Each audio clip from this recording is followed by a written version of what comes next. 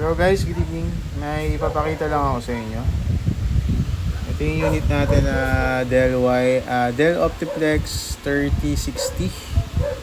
Naka 128 GB na NVMe at naka 16 GB na RAM DDR4. So ito yung BIOS niya. And as you can see, Dell Optiplex 3060. Tingnan natin yung system information. Ayan po yung memory installed, 16 GB. DDR4, dalawang 8 GB. At yung kanyang Proci ay i5 8 Gen. So, napakalupit na po nito for Wi-Fi banda. Siyempre, may naka-install na Wi-Fi 5 SOP. At i-boot na natin. So, hintayin lang natin. Naka-auto na po ito if ever na mawala ng kuryente.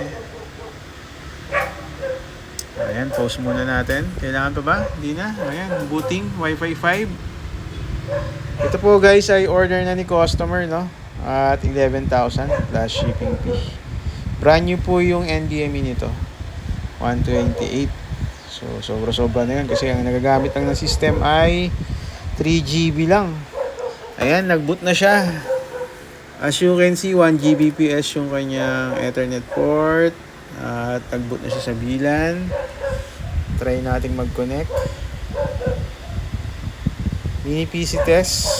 Pasok tayo ng portal. Refresh natin to. Admin.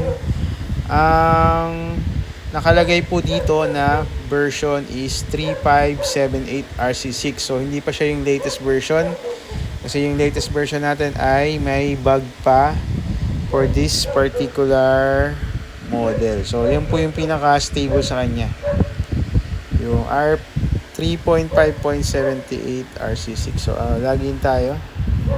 Admin. Wi-Fi 5 SOP. 5 SOP. Check natin yung specs. Send anyway. And as you can see, Dell Optiplex 3060, Intel Core i5 8 Gen, 16 GB of RAM, 6 core na po ito guys. Ayan, medyo mamaw na po ito, pang malakasan na. Basic dito 300 plus. CPU niya 3.5. Okay, may voucher na ang ginawa kanina, no? Pakita muna natin yung network para ma-double check natin kung talagang gigabit siya. LAN N1. Ayan, 1000 Mbps na po. Yun nga lang, yung ating ISP dito ay mababa lang, 50 Mbps lang. So, ayan, may oras na ako kanina. Try natin mag-speed test. Nilagay ko guys ay 500 Mbps pero hindi naman kaya kasi nga 50 Mbps lang yung ating plan. Ayan, so 70 lang yung nakukuha. Pero as you can see naman dun sa ating network ay gigabit naman siya. So ayan, sasalang muna natin to until tomorrow. Meron ang may-ari dito guys at burn test muna natin hanggang bukas, no? Maraming salamat po, Albert Pangilinan.